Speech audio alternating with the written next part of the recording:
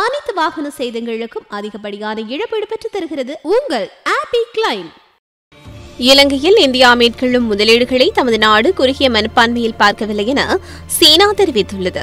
சீனாவின் வெளியுறவுத்துறை பேச்சாளர் ஹெங் ஷாங் இந்த கருத்தை வெளியிட்டுள்ளார்.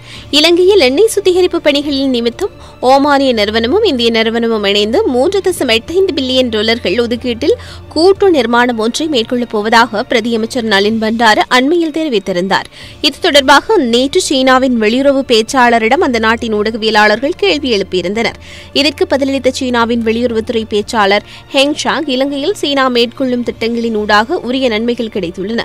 இதனால் இந்திய முதலீடுகளை சீனா குறுகிய மனப்பான்மையுடன் நோக்கவில்லை என்று குறிப்பிட்டுள்ளார். அனைத்து செய்திகளையும் பார்க்க ஐபிசி தமிழ் நியூஸ் சேனலை சப்ஸ்கிரைப் பண்ணுங்க. உடனுக்குடன் செய்திகளை தெரிந்து கொள்ள வேண்டுமா? அப்போ கீழே இருக்கிற பெல் பட்டனை மறக்காம கிளிக் பண்ணுங்க.